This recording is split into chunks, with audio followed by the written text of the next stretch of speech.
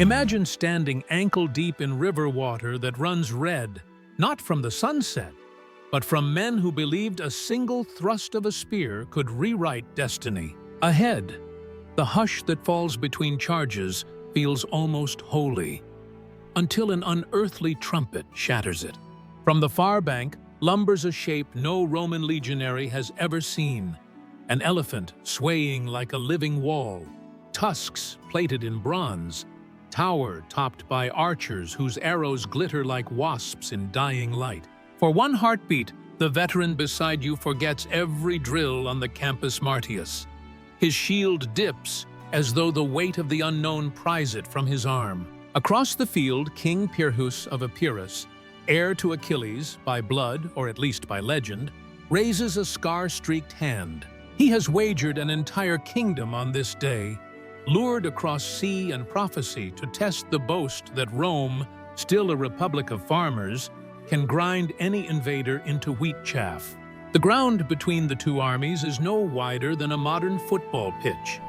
Yet within that narrow corridor of trampled wheat, the future of Italy, and by extension the Mediterranean, quivers like a drawn bowstring. Will Roman flexibility outwit the rigid Macedonian phalanx? Will those gray-skinned beasts scatter citizen soldiers who have never fought anything taller than a horse? And if Rome falls here, who prevents another Alexander from turning west? Hold that breath.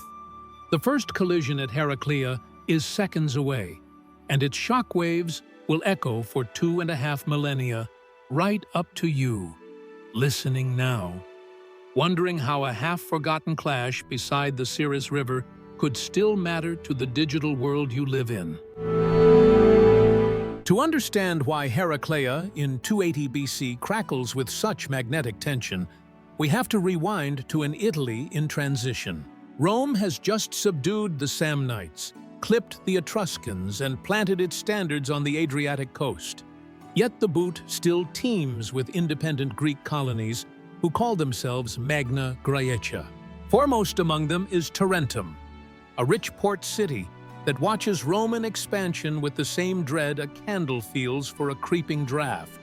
Tarentum's ruling elite, merchants who sip imported Chian wine and quote Euripides, send frantic envoys across the Ionian Sea to Epirus, begging King Pyrrhus for rescue. Why Pyrrhus? Because the Epirote ruler combines the battlefield genius of his cousin Alexander with an ambition that has already outgrown his rugged homeland. He pictures a Western empire, first secure southern Italy, then march on Carthage, then perhaps carve a fresh stake in Macedon. Tarentum's gold merely oils the gears of a vision already turning. Rome, for its part, is both confident and curious. Its legions have never faced a Hellenistic phalanx backed by war elephants. Consul Publius Valerius Laevinus receives command of 2 crack consular armies, about 30,000 infantry and 3,000 cavalry, plus allies, and advances south along the coastal plain. The two forces converge on the banks of the minor Siris River near the small Lucanian town of Heraclea.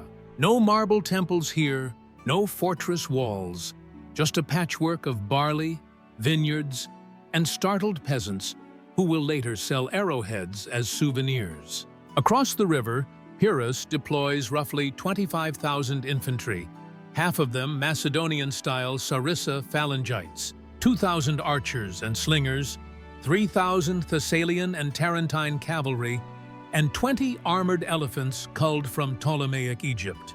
The collision is unavoidable, yet each commander believes he can snatch an effortless triumph.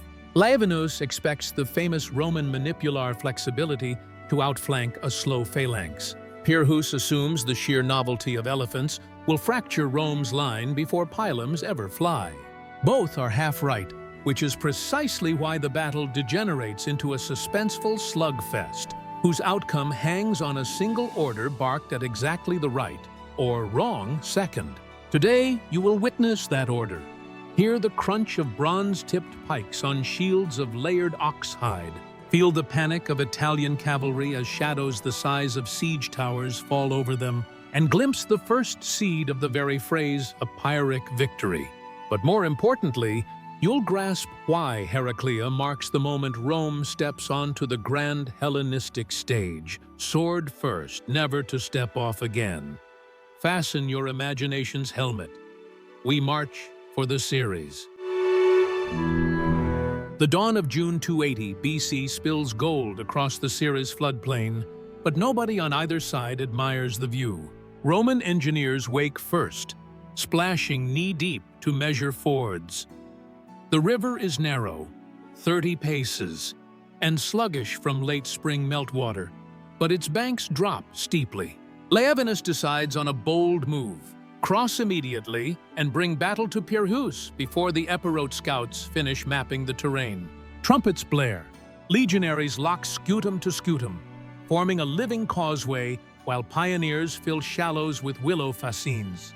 Pyrrhus observes from a low ridge he has pressed into service as field headquarters. Behind him the Phalanx assembles, 16 ranks deep, 21 feet of ash-wood sarissa bristling from every man. Pyrrhus does not want a river between himself and Rome because elephants flounder in mud, so he orders his own advanced guard across first, light infantry and felt caps called peltasts, darting forward to pepper the bridging Romans with javelins.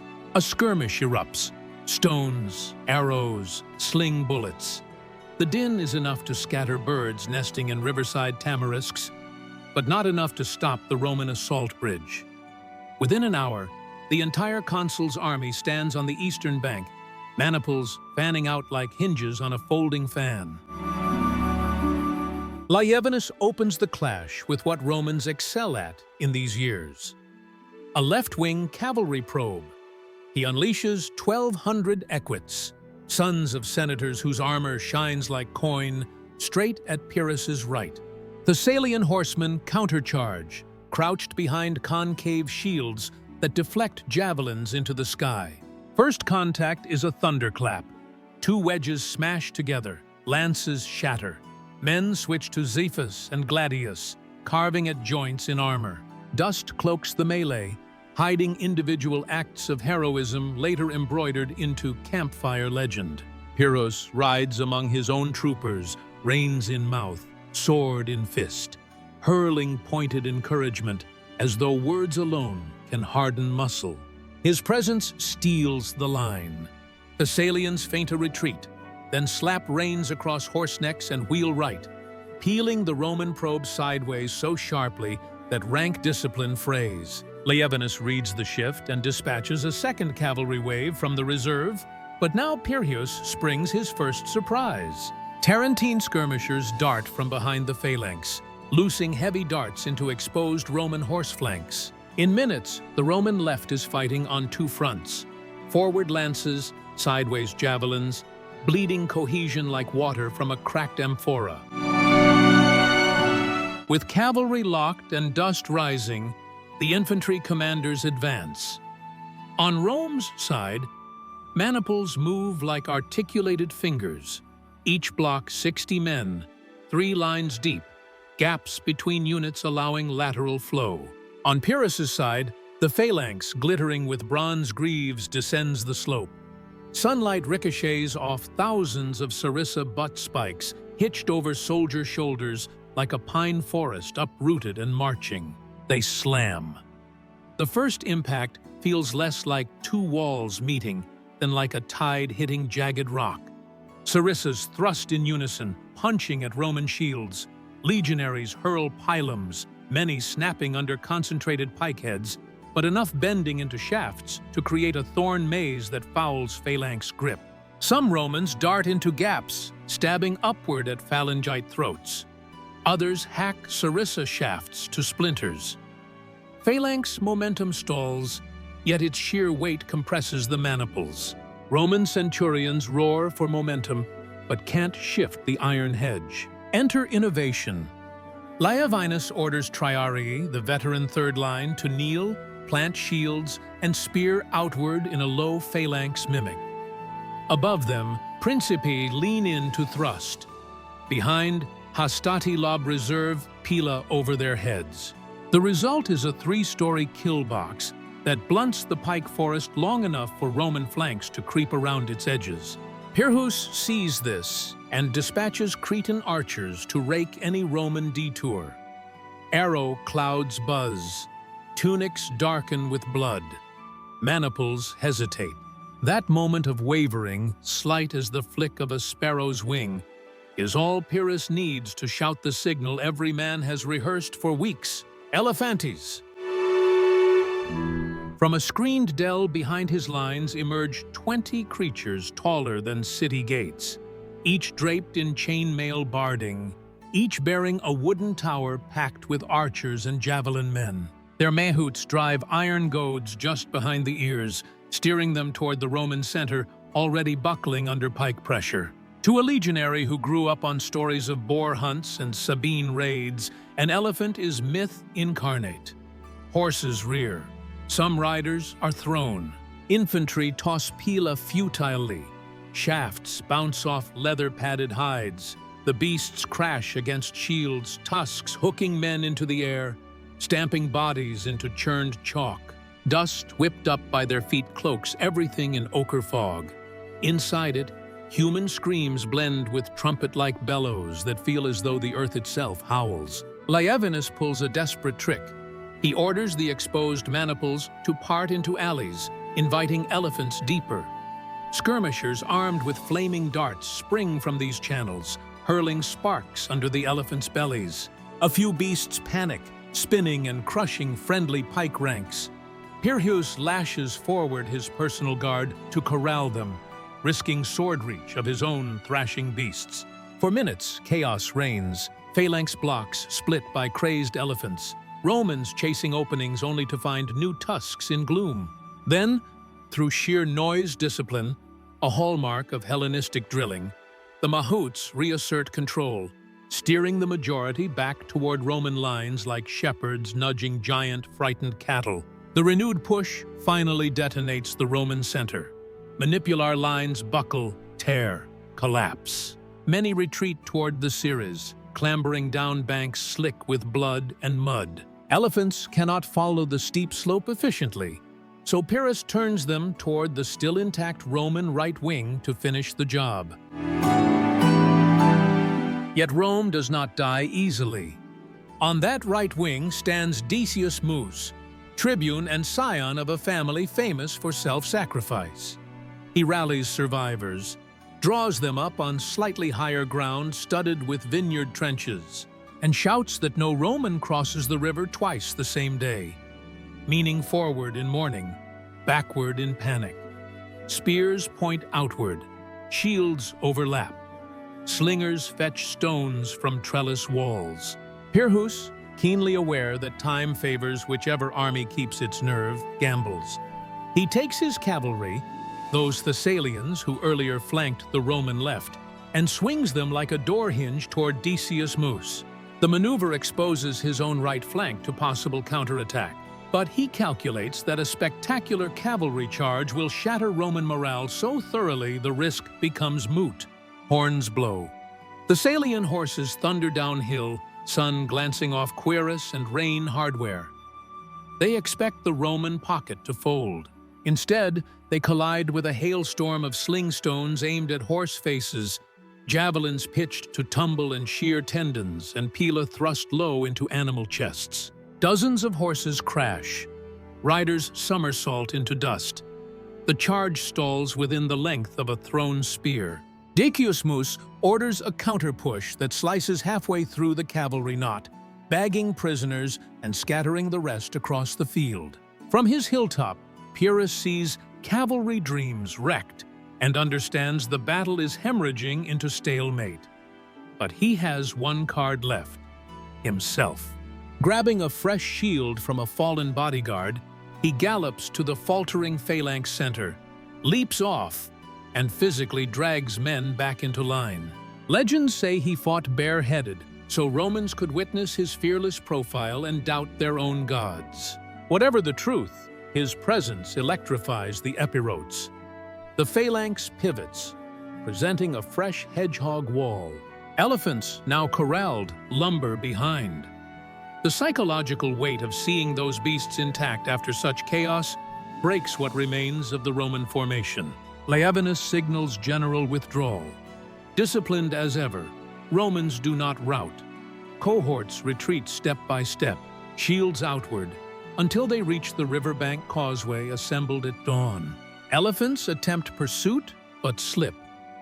Mahouts rein them in, lest they drown. Archers pelt the crossing Romans, but the majority escape. Dusk settles like a curtain over a stage strewn with broken sarissas and torn standards. Night fires light the Epirote camp in victory, yet the mood is sober. Pyrrhus walks the aisles between makeshift litters counting his dead. Over 4,000, including irreplaceable Macedonian veterans and hundreds of Thessalian horse. The Romans leave about 7,000 on the field, yet their manpower reserves dwarf his. He murmurs words later recorded by Plutarch, "If we are victorious in one more battle with the Romans, we shall be utterly ruined." It is the first beat of a paradox that will echo through history as a Pyrrhic victory. Rome, meanwhile, reels but does not break. The Senate votes manpower drafts, allies rally, colonists fortify roads. An envoy offers ransom for Roman prisoners. Pyrrhus refuses, returning captives without price, hoping magnanimity births diplomacy. It doesn't. Rome's response is a second, larger army under Consul Tiberius Coruncanius, marching even now. Heraclea, rather than scaring Rome into peace, functions like a whetstone, honing its resolve. In strategic terms, the battle achieves little territorial change. Pyrrhus secures Lucanian loyalty and winter quarters, but gains no decisive submission of Rome's allies. He learns that while elephants can crack a legion once, Romans adapt quickly. Next season, they construct anti-elephant wagons bristling with spikes.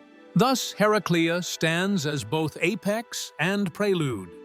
Apex of Hellenistic arms spectacle in Italy. Prelude to 20 more years of grinding Italo-Greek conflict culminating in Roman world dominance. So, what endures from that bloody day beside the Siris? First, the concept that even dazzling technology, be it elephants then or drones now, fails without a sustainable strategy behind it. Second, the Roman gift for rapid adaptation.